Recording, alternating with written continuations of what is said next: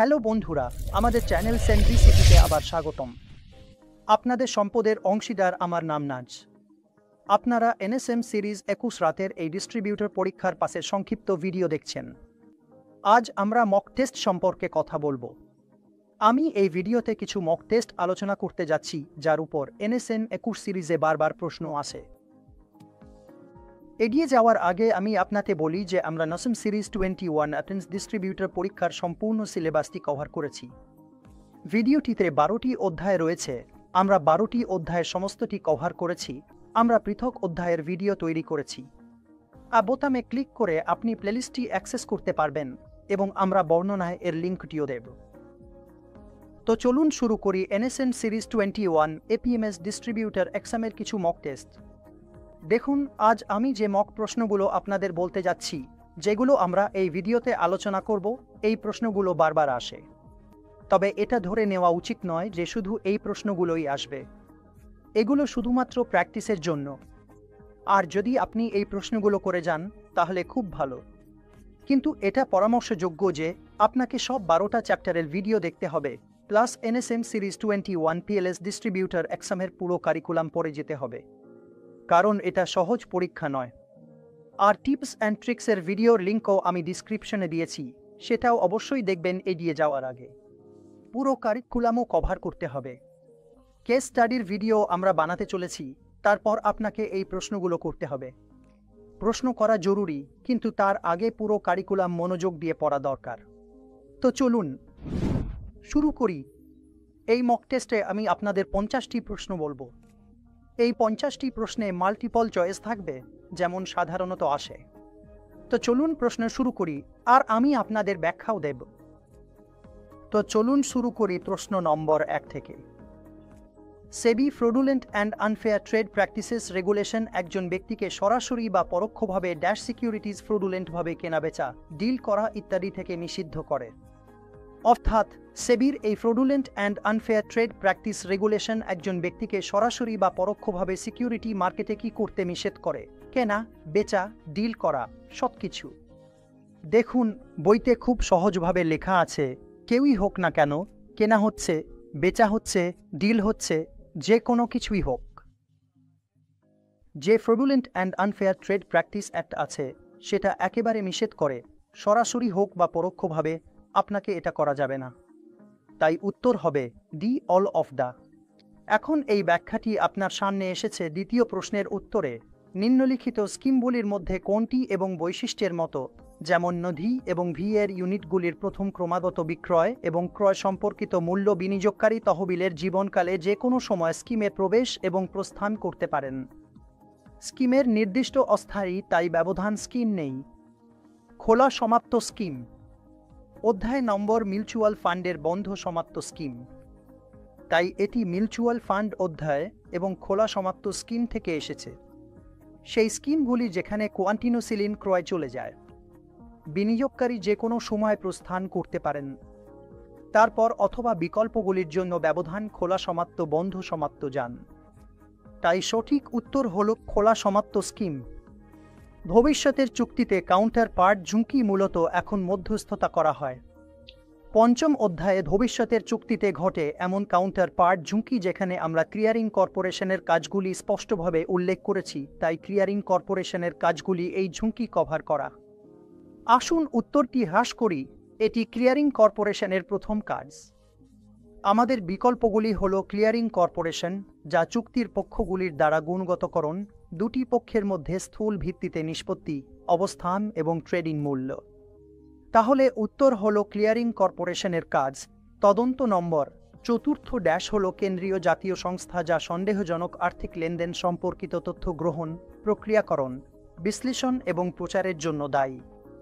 তাহলে কোন সংস্থা সন্দেহজনক আর্থিক লেনদেন সম্পর্কিত যে কোনো তথ্য বিশ্লেষণ, গ্রহণ এবং সংগ্রহ করে, তাই সেই লেনদেনগুলি প্রযোগকারী সংস্থাগুলিকে দেওয়া হয়। তাহলে কোন ইউনিটটি? সেবি, এফআইইউ ইন্ডিয়া, সিবিআই বা আরবিআই? তাই সঠিক উত্তর হল এফআই। ভারতের আর্থিক গোয়েন্দা ইউনিট একটি কেন্দ্রীয় জাতীয় সংস্থা যা সন্দেহজনক আর্থিক লেনদেন সম্পর্কিত বিশ্লেষণ, তথ্য গ্রহণ, প্রক্রিয়াকরণের জন্য দায়ী। তাই পোর্টফোলিও ম্যানেজারকে পোর্টফোলিও ম্যানেজারকে 7 বছরের মধ্যে যে কোনো সন্দেহজনক লেনদেন 7 দিনের মধ্যে এফএকে 7 দিনের মধ্যে রিপোর্ট করতে হবে। একজন পোর্টফোলিও ম্যানেজারকে ফিনান্সিয়াল ইন্টেলিজেন্স ইউনিটের কাছে একটি নির্দিষ্ট লেনদেনের প্রতিবেদন করতে হবে। প্রশ্ন নম্বর 5 বৈশিষ্ট্য যা ইস্যু করার ফর্মটিকে নির্ধারিত মূল্য পরিশোধ করে মেয়াদ পূর্তির আগে বন্ডগুলি অবসর নেওয়ার অনুমতি দেয়। রূপান্তর যোগ্যতা রিডেম্পশন ক্ষমতা বা কল অপশন পুটেবিলিটি যাকে আমরা পুট অপশন বলি, তাই সঠিক উত্তর হল কল অপশন। দেখুন, আমরা সরাসরি আপনার ফিক্সের অধ্যায়টি পড়েছি, যা একটি কলযোগ্য বন্ড। একটি কলযোগ্য বন্ডে কি ঘটে? একটি কলযোগ্য বন্ডে কি ঘটে? নির্দিষ্ট মেয়াদ পূর্তির তারিখের আগে বন্ডের কিছু অংশ কেনা ঠিক আছে, তাই একটি কলযোগ্য বন্ডের ইস্যুকারী আছে।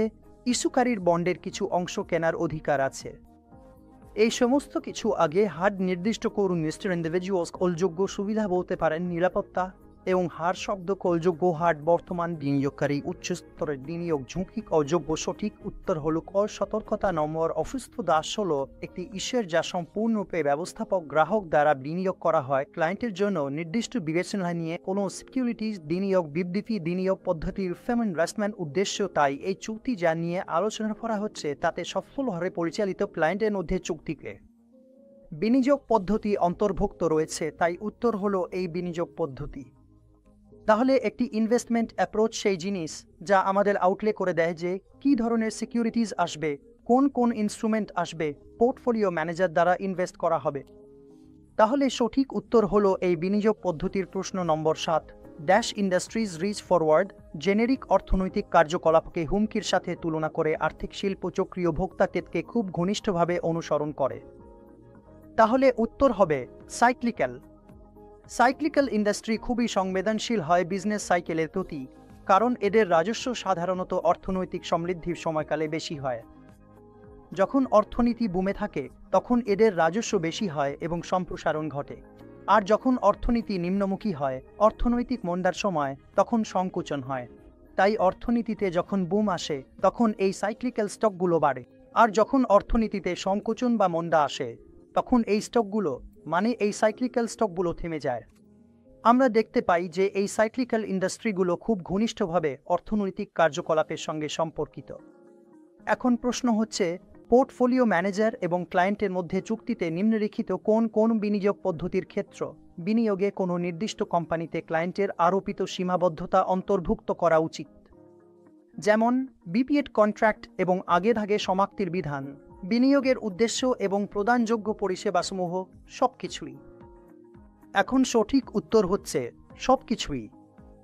এখন পোর্টফোলিও ম্যানেজার এবং ক্লায়েন্টের মধ্যে যে কোনো চুক্তি হয় তাতে এই সব বিষয় থাকা খুবই জরুরি, তাই উত্তর হচ্ছে সবকিছুই।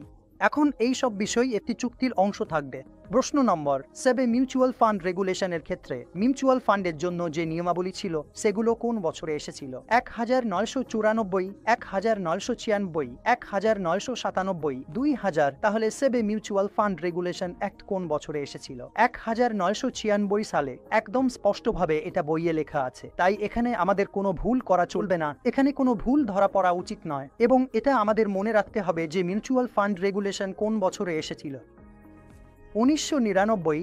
প্রশ্ন নম্বর 10 পোর্টফোলিও ম্যানেজার ফান্ডিং পরিচালনা করেন ক্লায়েন্টের নির্দেশ অনুযায়ী। আমরা খুব ভালোভাবে সপ্তম অধ্যায় পড়েছি কোন কোন পোর্টফোলিও আছে যেগুলো পোর্টফোলিও ম্যানেজাররা পরিচালনা করেন। ফান্ডগুলো ক্লায়েন্টের নির্দেশ অনুযায়ী পরিচালিত হয়। ক্লায়েন্টই বলে দেয় ঠিক কখন কিনতে হবে, কখন বিক্রি করতে হবে, সেটা কোন ধরনের পোর্টফোলিওতে পড়ে। তাহলে অপশনগুলো দেখি, ডিসক্রিশনারি, নন ডিসক্রিশনারি, অ্যাডভাইজারি নাকি সবগুলো। উপরের সব কিছুর মধ্যে সঠিক উত্তর হলো নন ডিসক্রিশনারি। যে পোর্টফোলিও ম্যানেজাররা থাকেন তারা ফান্ডগুলো ম্যানেজ করেন, পোর্টফোলিও ম্যানেজ করেন ক্লায়েন্টের নির্দেশ অনুযায়ী। তাই পোর্টফোলিও ম্যানেজার সেখানে নিজে সিদ্ধান্ত প্রয়োগ করবে না, তার কোনো স্বাধীনতা থাকবে না, তার নিজের ইচ্ছেমতো কেনাবেচা করার অধিকার থাকবে না। ডিসক্রিপশন ক্লায়েন্টের কাছে থাকে। প্রশ্ন 11 যখন একজন পোর্টফোলিও ম্যানেজারের জন্য আবেদন করা হয় তখন আর্থিক তথ্য কোন 3 বছরের জন্য জমা দিতে হয়? প্রেসিডিং 2 বছর, প্রেসিডিং 3 বছর, প্রেসিডিং 3। তাই সঠিক উত্তর হবে প্রেসিডিং 2 বছর এবং কারেন্ট ইয়ার। যখন আমরা পোর্টফোলিও ম্যানেজারের জন্য আবেদন করি তখন আমাদের আর্থিক তথ্য দিতে হয় প্রেসিডিং 2 বছর এবং কারেন্ট ইয়ারের জন্য।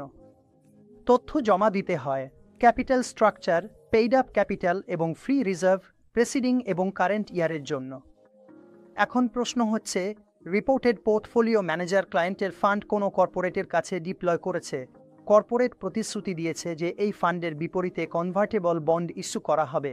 এই লেনদেন কি নিয়ম অনুযায়ী? অপশনগুলো হলো এটি নিয়ম অনুযায়ী নয়, কারণ কোনো ফিজিক্যাল সিকিউরিটি তৈরি হয়নি এবং এটি অনুমোদিত নয়। বি, এটি নিয়ম অনুযায়ী নয়, কারণ এটি ক্লায়েন্ট ফান্ডের লেন্ডিংয়ের সমান এবং এটি অনুমোদিত নয়। এটি নিয়ম অনুযায়ী, কারণ এই ধরনের বিনিয়োগ রুটিন এবং অনুমোদিত। এটি নিয়ম অনুযায়ী, কারণ শেষ পর্যন্ত বন্ড ইস্যু করা হবে পিএমের নামে।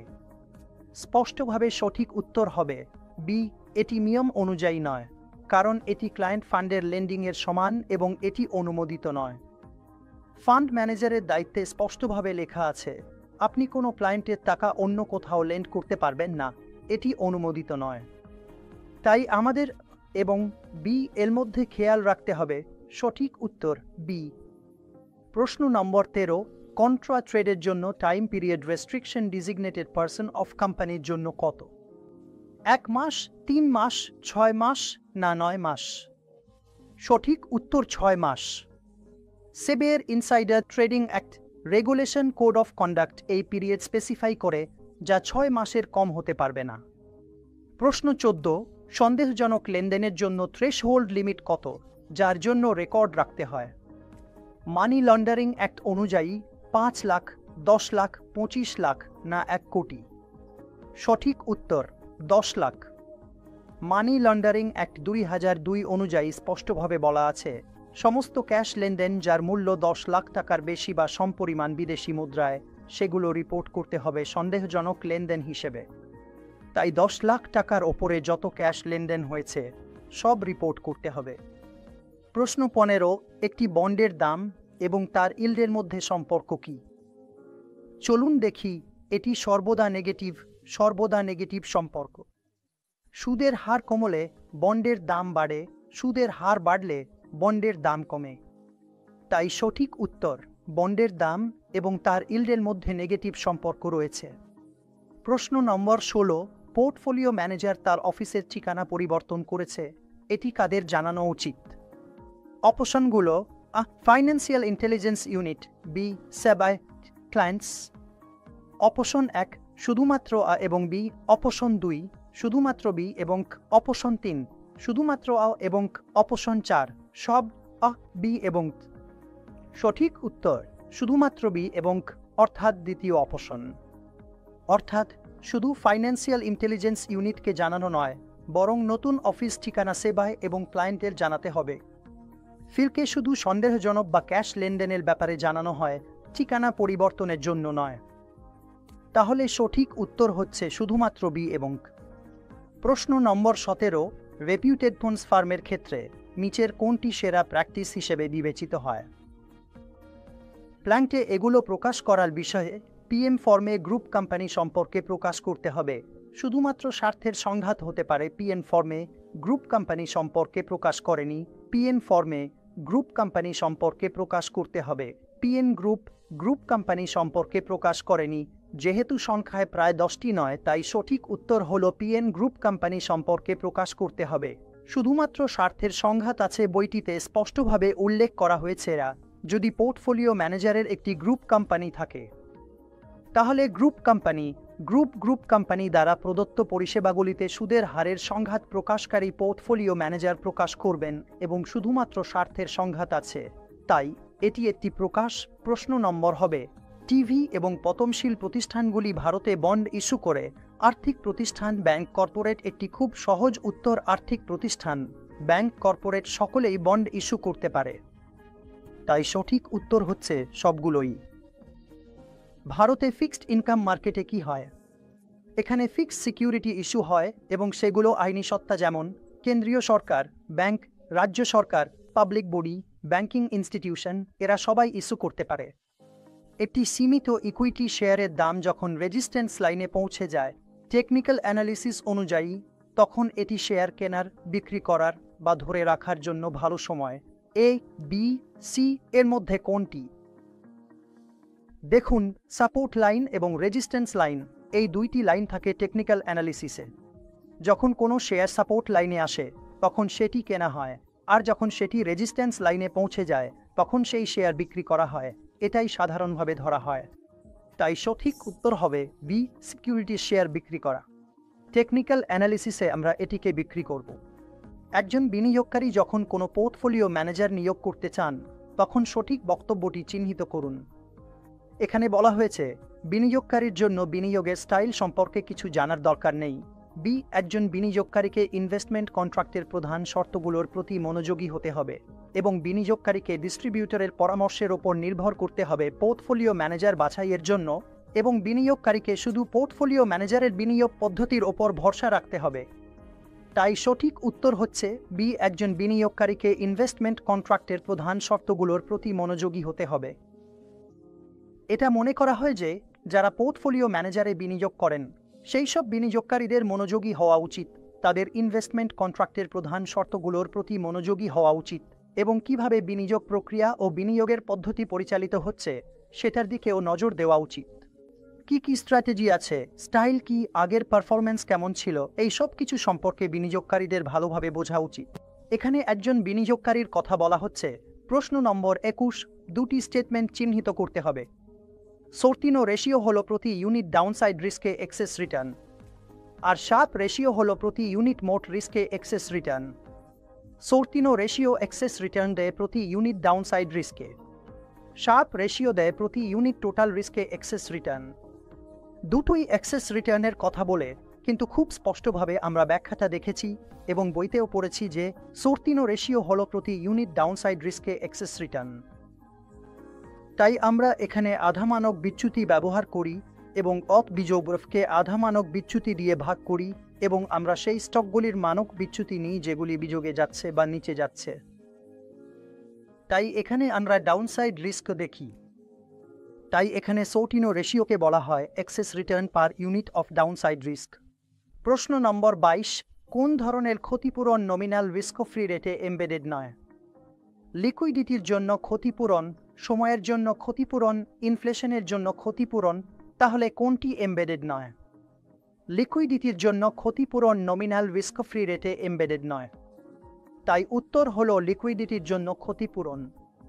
প্রশ্ন নম্বর 23, যে ফান্ডটি প্রতিষ্ঠিত হয় অবসরকালীন তহবিল বিনিয়োগ সংগঠিত ও সহজতর করার জন্য, যা কর্মচারী ও নিয়োগকর্তা উভয়ের অবদানে গঠিত, public provident fund, pension fund, retirement fund, mutual fund, উত্তর হলো পেনশন ফান্ড। এই পেনশন ফান্ডগুলো প্রতিষ্ঠিত হয়। একভাবে বলতে গেলে রিটায়ারমেন্ট ফান্ডে আপনি নিজে অবদান রাখেন এবং আপনার নিয়োগকর্তাও অবদান রাখেন, অর্থাৎ এমপ্লয়িও কন্ট্রিবিউট করে, এমপ্লয়ারও কন্ট্রিবিউট করে, যাতে আপনি রিটায়ারমেন্টের সময় একটি কর্পাস পেতে পারেন। প্রশ্ন নম্বর 24, PE ratio, price to earning ratio সম্পর্কে দুটি স্টেটমেন্ট চিহ্নিত করুন। পিই রেশিও হলো কোম্পানির মার্কেট নির্ধারিত আর্নিংস, পিই রেশিও হলো কোম্পানির মার্কেট নির্ধারিত প্রাইস, পিই রেশিও হলো কোম্পানির market perceived earnings growth, PE ratio হলো কোম্পানির প্রতি 1 টাকা আয়ের জন্য মার্কেট কতটা ইনভেস্ট করতে ইচ্ছুক। সঠিক উত্তর হলো পিই রেশিও হলো কোম্পানির প্রতি 1 টাকা আয়ের জন্য মার্কেট যতটা ইনভেস্ট করতে চায়। সহজ কথায় আমরা এটিই বুঝি। ফাইন্যান্সের বইয়েও লেখা আছে যে প্রাইস টু আর্নিং রেশিও আমাদের এটিই বলে দেয় যে কোনো কোম্পানিতে 1 টাকা আয় করতে আমাদের কত টাকা ইনভেস্ট করতে হবে। এটাকেই বলে স্টক পিই আমাদের বলে দেয় ইনভেস্টররা প্রতি 1 টাকা আয়ের জন্য কতটা দিতে প্রস্তুত। প্রশ্ন নম্বর 25, ডেরিভেটিভের ভ্যালু নির্ধারণের জন্য কোন ফ্যাক্টরটি আরবিআই দ্বারা স্বীকৃত? Interest rate, inflation index, industrial production, না জিডিপি গ্রোথ রেট? উত্তর হলো ইন্টারেস্ট রেট। ইন্টারেস্ট রেট হলো সেই ফ্যাক্টর যেটি আরবিআই ডেরিভেটিভের ভ্যালু নির্ধারণের জন্য স্বীকৃতি দেয়। সরাসরি বইয়ে লেখা আছে এবং আমাদের এটিই মনে রাখতে হবে। প্রশ্ন নম্বর 26, নিম্নলিখিত কোনটি ইনভেস্টমেন্ট পলিসি স্টেটমেন্টের কন্টেন্ট নয়? ইনভেস্টমেন্ট পলিসি স্টেটমেন্টে কোন জিনিসটি থাকে না? Financial regulation, investment road map, risk appetite. Investment road map থাকে, রিস্ক অ্যাপেটাইট থাকে, ইনভেস্টমেন্ট কনস্ট্রেইন্টসও সেখানে পাওয়া যায়, শুধু ফাইন্যান্সিয়াল রেগুলেশন সেখানে থাকে না। আইপিএস ইনভেস্টমেন্ট পলিসি স্টেটমেন্ট ডেভেলপমেন্টের জন্য এটি একটি মূল ধাপ।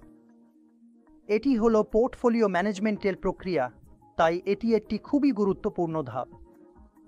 যখন আমরা আইপিএস তৈরি করি, সেখানে ইনভেস্টমেন্ট প্রক্রিয়ার একটি রোড ম্যাপ থাকে, যেখানে আপনি investment road map, risk appetite, constraints সব কিছুই পাবেন, কিন্তু ফাইন্যান্সিয়াল রেগুলেশন সম্পর্কে সেখানে কিছু বলা হয় না। প্রশ্ন নম্বর 27, 10,000 টাকা নেট অ্যামাউন্ট একজন ইনভেস্টরকে ইন্টারেস্ট হিসেবে দিতে হবে, যেখানে টিডিএস 10%। হিসেব করুন ইন্টারেস্ট পেমেন্টের জন্য কত টাকা সেট অ্যাসাইড করতে হবে। অপশন 11,111 বা 0 টাকা। সঠিক উত্তর 11,111 টাকা। এর ফর্মুলা দেখি। নেট বের করার জন্য ফর্মুলা মনে রাখতে হবে গ্রস এক ট্যাক্স রেট। এই ফর্মুলা ব্যবহার করলে 11,111 টাকা আসবে। খুবই পরিষ্কার ফর্মুলা, মনে রাখা সহজ এবং খুব সহজেই হিসেব করা যায়। প্রশ্ন নম্বর 28, ফরেন কারেন্সি কনভার্টিবল বন্ড এফসিসিবি নিয়ে সঠিক স্টেটমেন্ট চিহ্নিত করুন। এফসিসিবি হচ্ছে এমন বন্ড যেগুলো ফরেন কারেন্সিতে ডিনোমিনেটেড ডেট সার্টিফিকেট যা কোম্পানিগুলো ইস্যু করে। এগুলো সাধারণত ডলারে ডিনোমিনেটেড হয় এবং আন্তর্জাতিক বাজারে ইস্যু করা হয়, কিন্তু এগুলোকে কোম্পানি চাইলে মেয়াদ পূর্তির আগেই ইকুইটি শেয়ারে কনভার্ট করতে পারে। তাই সঠিক উত্তর এফসিসিবি হল foreign currency denominated debt certificate issue করা কোম্পানির দ্বারা। প্রশ্ন নম্বর 29, কোন রেগুলেশন অনুযায়ী কেওয়াইসি কমপ্লায়েন্স বাধ্যতামূলক হয়েছে? Option RBI act 1934, SEBI portfolio manager regulation 1996, SEBI portfolio manager regulation 2020, prevention of money laundering act 2002। বইয়ে স্পষ্টভাবে লেখা আছে কেওয়াইসি প্রক্রিয়া prevention of money laundering act 2002 এর অধীনে পড়ে, যেখানে স্পষ্টভাবে বলা আছে প্রত্যেক ইনভেস্টরের সঠিক কেওয়াইসি করা হবে যাতে কোনো অবৈধ ফান্ড বা কালো টাকা মার্কেটে ইনভেস্ট না হয়, এবং এই পুরো প্রক্রিয়া এভাবেই পরিচালিত হয়। মানি লন্ডারিং অ্যাক্ট 2002 এবং প্রিভেনশন অফ মানি লন্ডারিং অ্যাক্টের অধীনে। প্রশ্ন নম্বর 30, মিস প্রীতি যুক্তরাষ্ট্রে বিনিয়োগ করেছিলেন এবং তিনি সেই বিনিয়োগে 18% আয় করেছেন। যদি বিনিয়োগের সময়কালে মার্কিন ডলার অবমূল্যায়িত হয়, তাহলে আইএনআর ভারতীয় রুপি হিসেবে রিটার্ন 18%-এর বেশি হবে, 18%-এর কম হবে, 18%ই থাকবে, নাকি উপরের কোনোটিই নয়? তাহলে দেখো 18%ই থাকবে এবং উপরের কোনোটি নয়, এই অপশনগুলো বাদ যাবে। এগুলো একেবারেই বাদ পড়ে যাবে। দুইটা অপশন আমি এখানেই সঙ্গে সঙ্গে বাদ দিতে পারি। 18%ই থাকবে আর উপরের কোনোটি নয়, কারণ এটা হয় বাড়বে নয়তো কমবে। 18%-এ তিনি যুক্তরাষ্ট্রে বিনিয়োগ করেছিলেন, 18% আয় করেছেন এবং মার্কিন ডলার অবমূল্যায়িত হয়েছে। তাহলে দেখতে হবে 18%-এর বেশি আসবে নাকি কম আসবে। ঠিক আছে, তাহলে এর একটা উদাহরণ নিই। যদি ইউএসডি আইএনআর এর তুলনায় অবমূল্যায়িত হয়, তার মানে ইউএসডির মূল্য 75 থেকে 74-এ নেমে যায়, ঠিক তো? তাহলে এখন একটা উদাহরণের মাধ্যমে বুঝে নিই তিনি যে ইনভেস্টমেন্ট করেছিলেন এখন ডলারে কি হলো, 75 থেকে 74 ডলারে নেমে এলো। ঠিক আছে, এখন যখন প্রীতি ইউএসডিতে ইনভেস্ট করবে, সে ইনভেস্টমেন্ট করেছে এবং যখন সে আইএনআরে কনভার্ট করবে, তখন আগে 75-এ কনভার্ট করত, এখন তার কনভার্সন হবে 74 রুপিয়ায়। তাই তারা সেখানে কিছুটা কম রিটার্ন পাবে, তাই ওর রিটার্ন কম হবে। তাহলে এখানে সঠিক উত্তর হবে 18%-এর কম, কারণ ইউএস ডলার অবমূল্যায়িত হয়েছে। আর যদি ইউএস ডলার বাড়ত, তাহলে তার রিটার্ন হতো 18%-এর বেশি। প্রশ্ন নম্বর 3, প্রথমে চিহ্নিত করুন সেই স্টেটমেন্টটি যা সত্য নয় পোর্টফোলিও ম্যানেজারের সংগঠনের বিষয়ে। পোর্টফোলিও ম্যানেজারের আইনি অস্তিত্ব তার প্রমোটারদের থেকে আলাদা হওয়া উচিত। কোঅপারেটিভ সোসাইটিজ অ্যাক্টের অধীনে micro credit institutions portfolio manager হতে পারে না। একজন ব্যক্তি কোম্পানিও পোর্টফোলিও ম্যানেজার হতে পারে। একজন পোর্টফোলিও ম্যানেজারকে শিডিউলড কমার্শিয়াল ব্যাংক দ্বারা প্রমোট করা উচিত।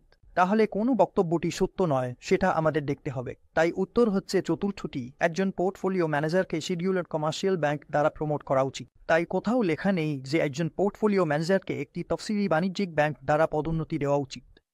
তাই উত্তর হচ্ছে একজন পোর্টফোলিও ম্যানেজারকে শিডিউলড কমার্শিয়াল ব্যাংক দ্বারা প্রমোট করা উচিত।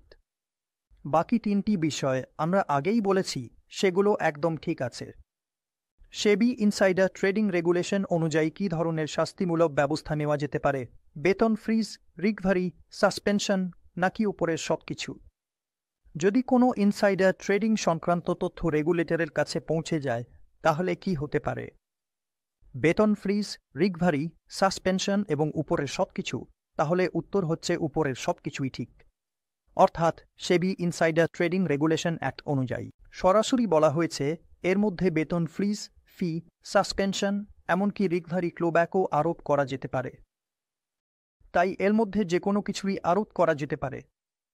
ড্যাশ কারেন্সি পেয়ারটির উপর ভারতের স্টক এক্সচেঞ্জে ফিউচার ও অপশন ট্রেডিং নেই। তাহলে কোন কোনগুলো আছে?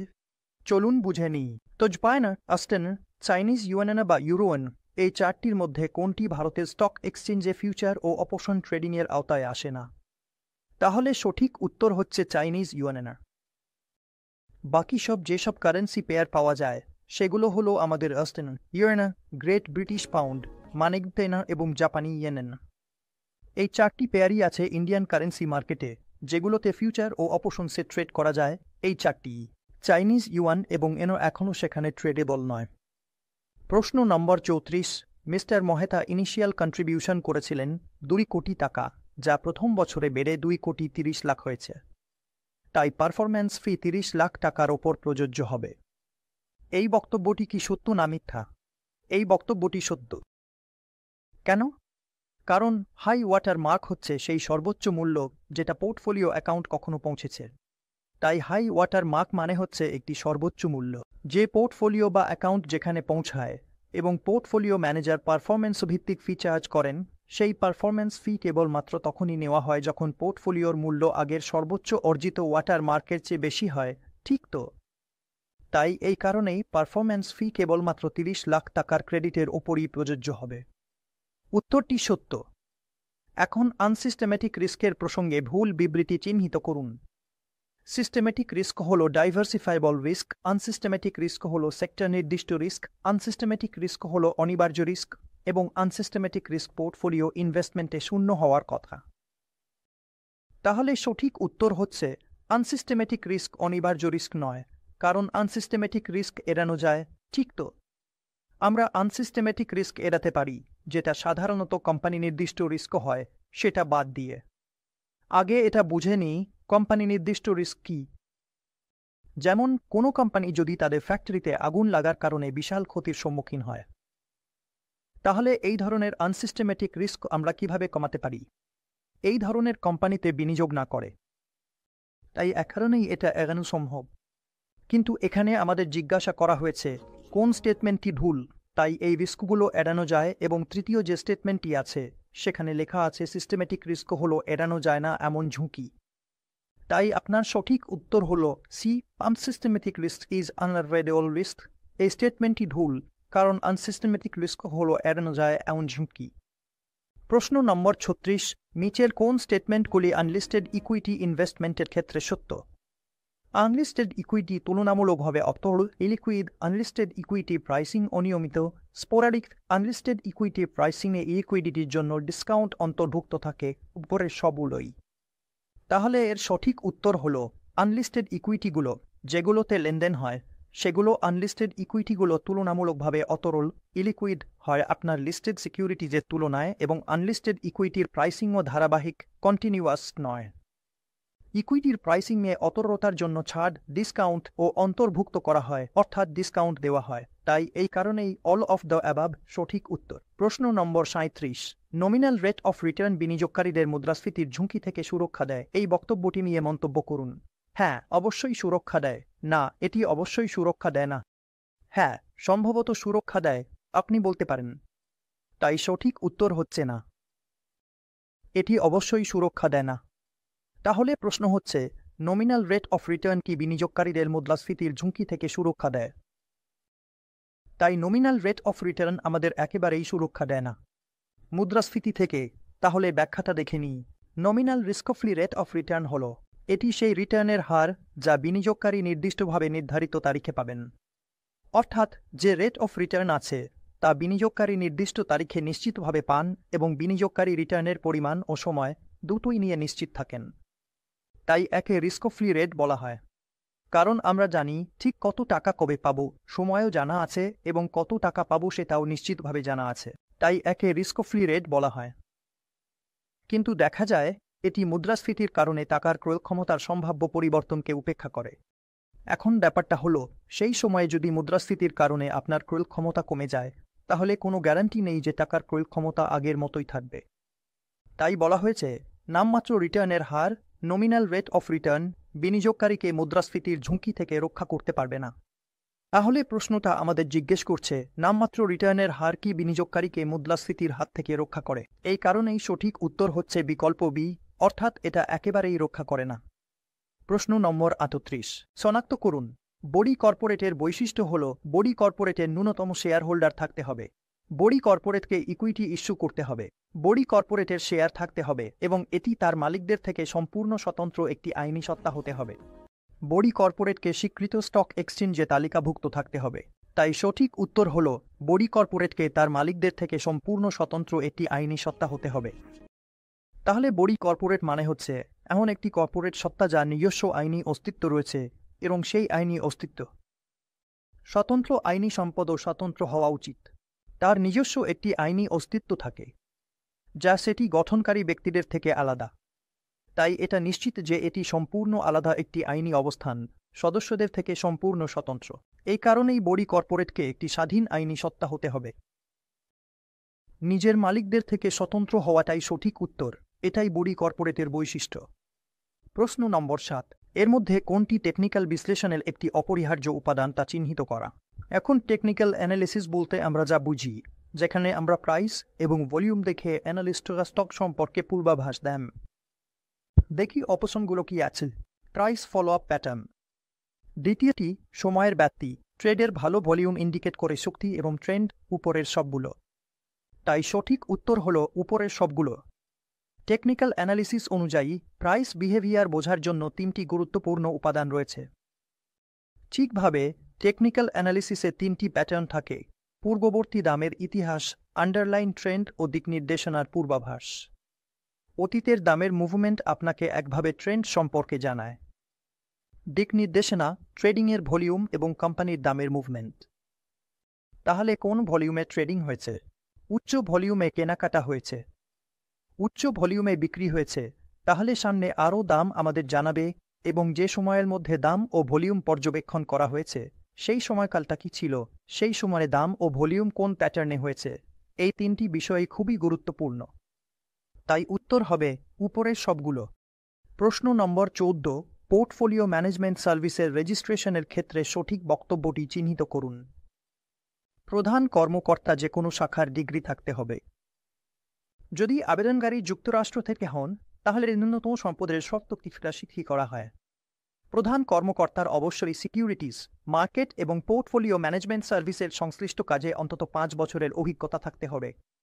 টিএমএস রেজিস্ট্রেশনের অনুমোদন অনলাইনে করা যায় না। তাই আমাদের সঠিক তথ্য জানাতে হবে। এখন দেখো, যখন আমরা পড়ব যে প্রধান কর্মকর্তার জন্য নিয়ন্ত্রকের কি কি শর্ত আছে, তখন চ্যাপ্টারে স্পষ্টভাবে বলা হয়েছে প্রধান কর্মকর্তার অবশ্যই সিকিউরিটিজ মার্কেটে অন্তত 5 বছরের অভিজ্ঞতা এবং সংশ্লিষ্ট ইকুইটি কার্যক্রমে দক্ষতা থাকতে হবে। তাহলে সঠিক উত্তর হবে প্রধান কর্মকর্তার অবশ্যই সিকিউরিটিজ মার্কেটে অন্তত 5 বছরের অভিজ্ঞতা এবং সংশ্লিষ্ট ইকুইটি কার্যক্রমে দক্ষতা থাকতে হবে। তাই যখন পিএনএস রেজিস্ট্রেশনের সময় নিয়ন্ত্রক যাচায় সেটাই যথেষ্ট। এই 3টি বিষয়ই প্রয়োজনীয় বা আপনি দেখতে পারেন। সঠিক উত্তর হল সি। প্রশ্ন নম্বর 41 নিচের কোনটি পিএমএসে বিনিয়োগের খরচ নয়? ফ্র্যাঙ্কিং চার্জেস, ব্রোকারেজ চার্জ, লিস্টিং ফি এবং রেজিস্ট্রেশন ফি।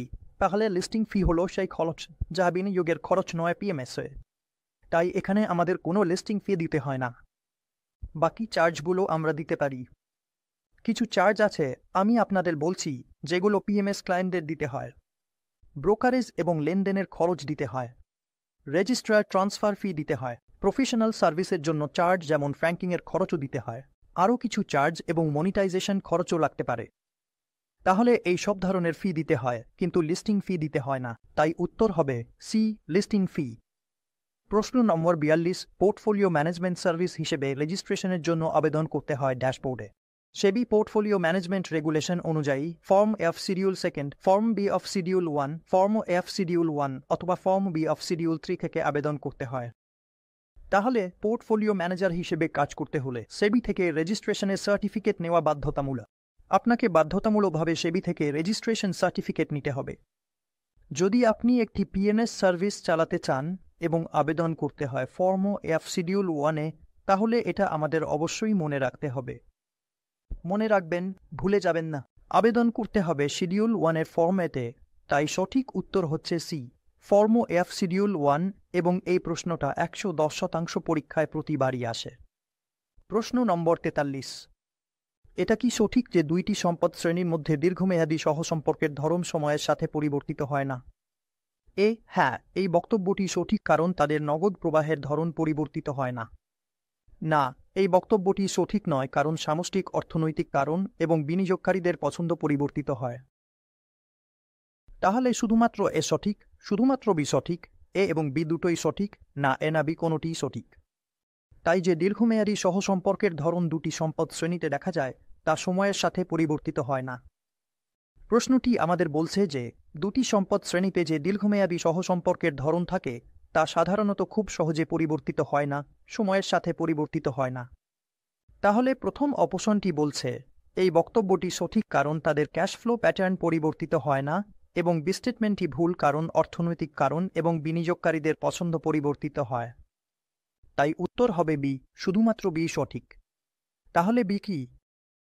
স্টেটমেন্ট বি বলছে ডি স্টেটমেন্টটি ভুল কারণ ম্যাক্রো ইকোনমিক ফ্যাক্টর এবং বিনিয়োগকারীদের পছন্দ পরিবর্তিত হয়, ঠিক তো?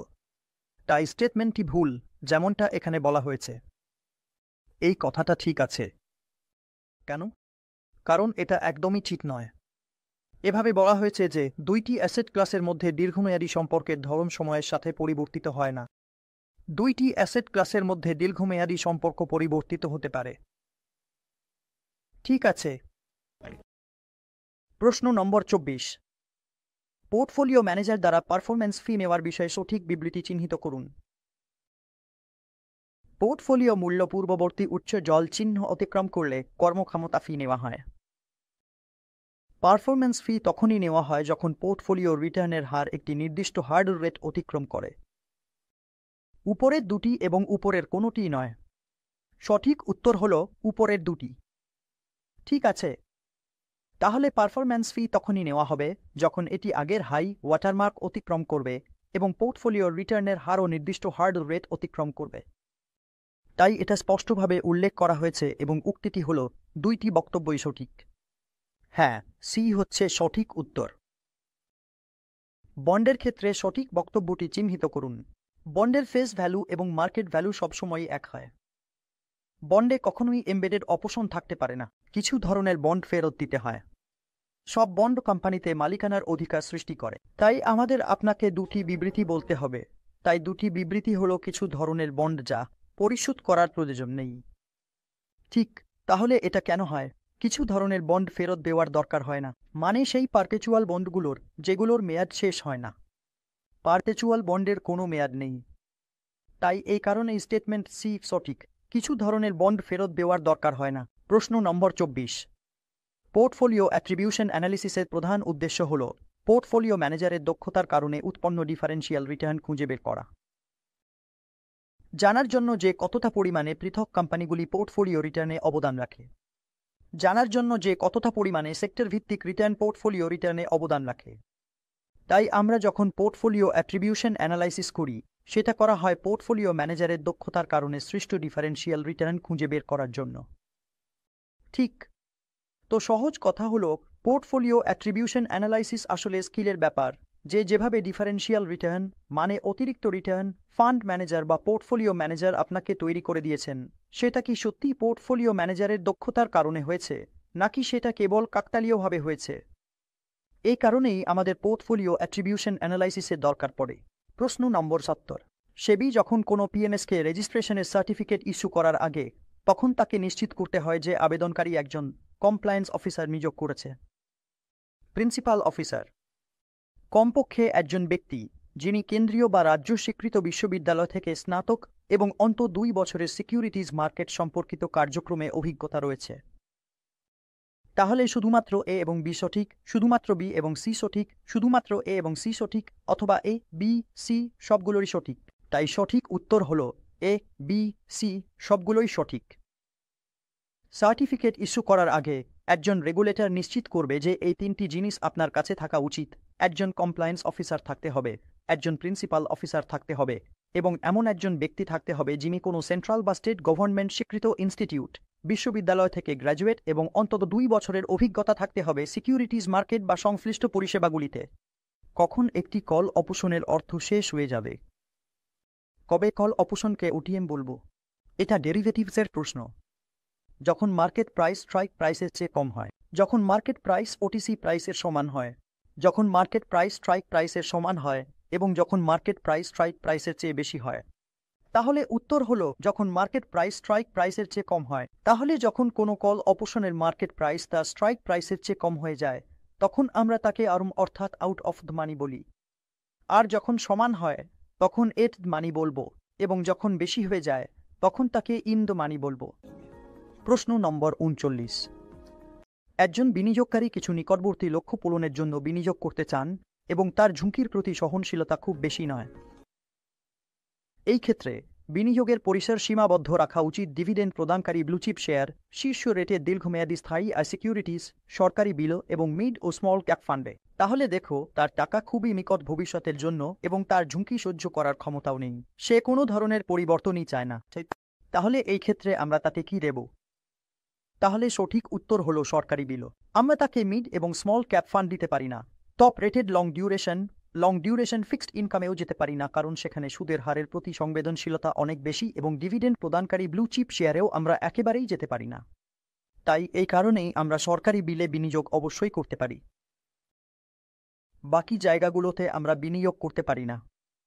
প্রশ্ন নম্বর 50। সেবি রেগুলেশনের অনুযায়ী ড্যাশ হলো সেই ন্যূনতম সীমা ফান্ড ও সিকিউরিটিজের যা একজন ক্লায়েন্ট থেকে পিএমএস এর মাধ্যমে গ্রহণ করা যেতে পারে। 25 লাখ, 50 লাখ, 1 কোটি না 1.5 কোটি। পোর্টফোলিও ম্যানেজমেন্ট সার্ভিসেস সেবি দ্বারা নিয়ন্ত্রিত। পোর্টফোলিও ম্যানেজমেন্ট রেগুলেশনের অধীনে এবং স্পষ্টভাবে সেবি বলেছে যে ন্যূনতম 50 লাখ এবং সিকিউরিটিজের ন্যূনতম মূল্য 50 লাখ টাকা। অ্যাকাউন্ট খোলার সময় এগুলো আপনাকে ক্লায়েন্টের কাছ থেকে নিতে হবে ক্লায়েন্টকে পোর্টফোলিও ম্যানেজমেন্ট সার্ভিস দেওয়ার উদ্দেশ্যে।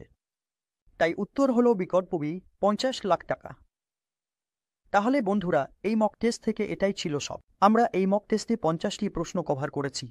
আশা করি এগুলো আপনাদের ভালো লেগেছে এবং এই 50টি প্রশ্নের ব্যাখ্যা সহ আমি আপনাদের জানিয়েছি।